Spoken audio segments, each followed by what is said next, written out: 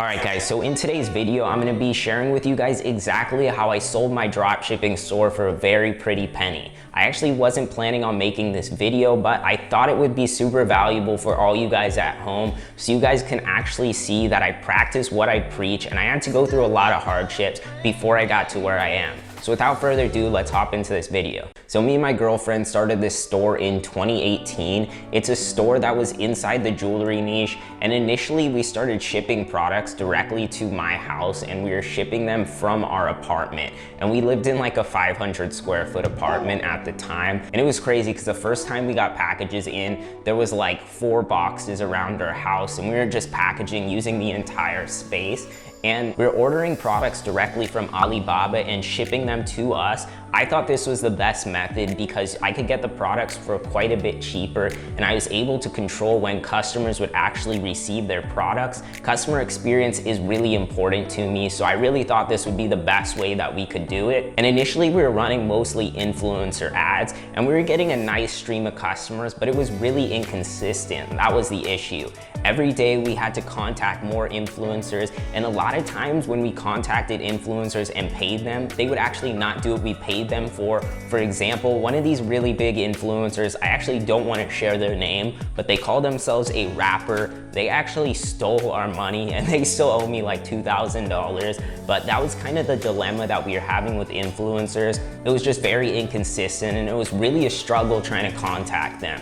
So I started testing out Facebook ads. After doing a lot of research, I decided to launch a campaign for $50 a day, and I really didn't expect that much. I was just testing it out. But the next morning I woke up and we had something like 12 sales for $50. So I realized I was acquiring customers for around $5, which was honestly a little bit more expensive than the influencers, but I was able to actually manage the budget, and I didn't have to deal with any of these guys wasting my time and actually running off with our money. So I decided this was the best option. So I started scaling that store up, and we were honestly having a big trouble shipping out the orders because we were getting everything shipped to us, and I hadn't managed a company with this many SKUs before. It was something like 140 SKUs we were trying to ship out, and we just didn't have the space for it. So eventually we got an office and hired our first employee. And at that point, things were starting to go pretty well, but I just kept scaling the store up, and we eventually went to 3K a day and 5K a day, and the orders were starting to take a little more to get out. At our highest peak, I think orders took around 20 days, so it really wasn't a great position to be in. I felt really bad about not being able to provide faster shipping. And with being able to use the power of Facebook ads, I was able to take the store to about $7,000 a day at its highest point. So for our biggest month, we actually capped out around $230,000 in sales, which was really cool. But at that point, the logistics started to dwindle down a little bit. We just couldn't keep up with it. We only had one employee, and me, my girlfriend, and our employee were all packaging, and I was trying to run the marketing. And I can tell you, this was just a full-time job. And I was just absolutely not happy with where things were. I wasn't in a great position. I just didn't have any passion in the brand anymore. We were literally spending all of our time trying to get this off the ground, and I really wanted to find a way to streamline the process a little bit. So the supplier that we were ordering from off Alibaba, I tried contacting them and to figure out some drop shipping methods that would actually work for us. So I absolutely wasn't gonna use ePacket because it took way too long. I tried figuring out some logistic methods that would actually work for us and be a little bit more speedy of a process. And that's when we came upon FedEx IP. So for FedEx, we were actually able to ship the products for around $15 with 3 to 5 day shipping from China. And I thought customers were gonna be able to get the best experience with this, so I went ahead and do it. I rose all the prices on the website about $10 more than they currently were, and I just tried running it like that for a few months, and honestly, the supplier was not doing a great job of getting the orders out like we discussed, and I was really unhappy with the process because just things weren't looking up. I mean, I'm a big advocate for customer experience, and I just wasn't happy where we were at. And at this point, I wasn't that interested in the brand anymore. I started running some other side projects, and I actually started making a decent revenue from the other side projects. So it kind of diverted my attention away from this current brand we were working on. And at that point, I decided to try to list it up for sale. And I was going for about $1 million that I was trying to get. I probably could have asked a little bit more. And at that point, I got a few offers for around $650,000, which I actually declined, and I probably shouldn't have declined them. But at the time, the store was looking really nice and it was growing at a pretty steady pace. But we did start to have a decline about 2019 in March because I just didn't have the energy to run it anymore. And at that point, I needed to figure out something that was gonna be a better method for getting orders out the door. So that's actually when I was first onboarded to Shipmunk. If you don't know what Shipmunk is, Shipmunk's like a 3PL, so they actually ship their orders for you and ship them directly to customers. So all you need to do is order your inventory and bring it over to their warehouse. And that's what I did with this brand. And honestly, it took me a lot of hesitation to do this, because I think I had to invest something like $70,000 or $80,000 to actually get it into a 3PL. But let me tell you, I was so happy I did, because orders actually started going out and they were shipping really nicely. But at that point, I just lost most of my interest in the brand. And I can tell you, I just really wasn't invested into it anymore. I was trying to create different stores and my attention had really been reverted to other projects, which probably wasn't the best idea. I probably should have focused and tried growing the business to 8 figures, but it just didn't work out for me. So I tried a couple more efforts on selling the brand. I went on the Shopify exchange and I listed it pretty much at the lowest price I would take it. I'm actually not gonna reveal the exact number to you guys, but for your reference, it's actually multi 6 figures. The brand had done something like $2.3 million in sales, and I don't have any screenshots I can show you because I can't get into the Shopify dashboard anymore, but I actually made a prior video showing you guys a video of me actually scrolling on it. So I'm gonna put some type of proof right here so you guys can see on the screen, and you can also go check out that video if you don't believe this. But nonetheless, I took this store at about $2.3 million and I listed it on the Shopify exchange,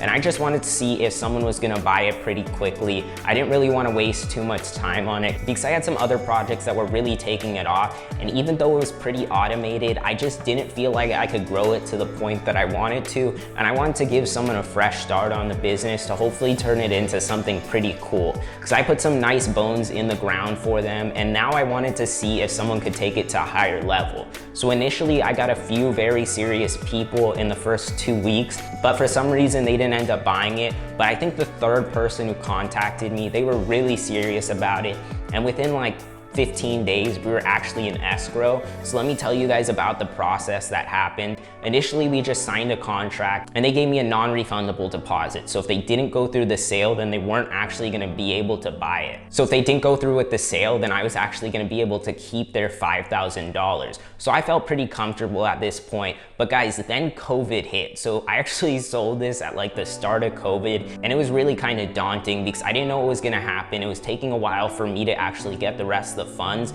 It was actually the day before the contract went inactive that I actually got the last payment. And let me tell you guys about how that kind of payment stuff worked, because I know some of you guys are maybe confused on that. Through the Shopify exchange, standardly, they'll have you go through their escrow service, but he was comfortable enough just to wire me the funds directly because he knew that I was a legit seller. And by not going through the exchange, it saved us a ton in fees. And the only reason I think he was really comfortable with this is because I actually hopped on like multiple calls with them, and I was actually able to show them all the numbers completely transparently, and I really tried creating a relationship with them. And I think that was the only reason they felt comfortable enough to route me all the funds. And I also think that was one of the things that contribute to the sale, because obviously the numbers looked really nice on the business, but me actually being able to get on the phone with them, talking to them how they can grow the business, why this is a great business, and all the selling propositions with it, I think it really enticed them to actually make the decision on purchasing the sale. So if you guys are trying to sell your business, I really recommend you guys do hop on some calls with them and just be completely transparently with everything. Now, I think a few of the reasons this brand was able to sell so easily is number one, because I private labeled absolutely everything. All of our products had logos on them, we had custom packaging and all that good stuff. And then another reason I think it sold really easily was because I got it to the point where we pretty much automated it. All we had at that point was one VA handling customer service and the 3PL shipping out all the orders. So all they really had to do was manage the marketing and try to figure out how to grow it, which I think was a huge selling selling proposition, because most buyers don't really want to buy a business that has no bones in place, and it's really difficult for some people to see the potential in a business that takes them 40 hours a week to work in, especially when most of these buyers are looking for an investment, not really a 9-to-5 job. And I definitely made a lot of mistakes throughout this entire process. If I could go back in time, I wish I ran the business a little bit smoother. I probably would have sold the business for well over 7 figures. And I wish I would have continued growing it rather than let it dip down and then try to raise the sales up. It just didn't really work out like that. When you have momentum, you just have to keep running. And I kind of stopped at that momentum point, and I blame it completely on myself. Honestly, I was just really worn down from it, and I hadn't ran a business this large before. And it was a really big struggle. And in any business, you're gonna figure out really soon, no matter how large you get it, money really isn't that big of a motivating factor at the end of the day. Once you have enough money to take care of yourself and take care of your family, what's really gonna motivate you is the impact you're making. So I wish I really would have knew that before. I was a new entrepreneur at the time, and I really hadn't gone through anything like this. So if I would go back in time, I would have really put a lot more passion into it. But at the end of the day, I'm still pretty happy where things went. I actually probably profited well over $1 million from this brand just through selling the products, and then I was able to actually exit it. So I would say it was a pretty good use of 2 years inside this business. But this is why every brand I run now is pretty much spotless. I need to make sure that my orders are on point all the time. I need to make sure that my customers are happy. And I need to make sure that everything's running really smoothly, not only for the benefit of the customers, but for the benefit of me, because I know that I can exit more brands, and it's just a disservice to myself if I'm going to screw up the brands and not focus on experience. Because at the end of the day, if I didn't focus on experience with this brand, I wouldn't have been able to sell it. So that's kind of what I've been trying to tell you guys in my YouTube videos, that you guys really need to focus on building real businesses, because a lot of these guys in the dropshipping community are giving you guys really shit advice. And honestly, it really annoys me that everyone's talking about AliExpress dropshipping, and I know it's the way to get off the ground, but if you guys really want to create some longevity and be able to exit businesses and make millions of profit, there's no way you guys are going to be able to do it with some little dinky dropshipping store. Maybe you can get away with it for a little while, but after you guys get some capital, you guys need to reinvest. That's the biggest thing and the biggest takeaway that I'm gonna give you guys.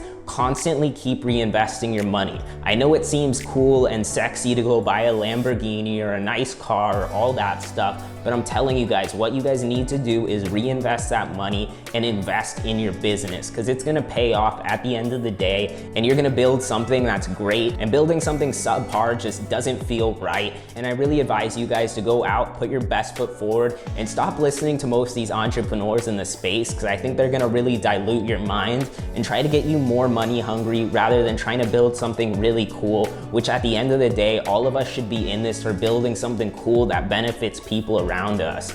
So, you know, my intention with this video was to tell you guys about my experience and hopefully give you guys some inspiration to be able to go out there and create some stuff that you're actually interested in, and to maybe treat your customers to the best of their ability, because I really think that's so important, especially with how everything's evolving in today's day and age. If you don't focus on that, someone like me is gonna come in and treat your customers right, and they're gonna come back to my store, not yours. So I think you guys need to understand that's exactly how Amazon's been able to scale their business infinitely, because people just love the experience and they come back, reorder, and there's no hesitation in the process. There's no bottlenecks, and that's what you want your business to be like. You want customers to come running towards you, and you want to focus on repeat customers. If you don't do that, number one, you're not going to be able to sell your brand, and number two, you're just not going to have longevity in this game. So please take my advice and learn from some of the mistakes I made in the past and really position your brand for success. So that's kind of my tips and my story that I wanted to share with you guys today. If you guys did like this type of video, then please let me know down in the comments so I can make more content like this. Usually the videos I release are tutorials or challenges, but I thought this would be like a more real video, in your face, trying to give you guys some real practical advice that you guys can go out and implement today. So without further ado, I'll see you guys in the next video. Take care and peace out.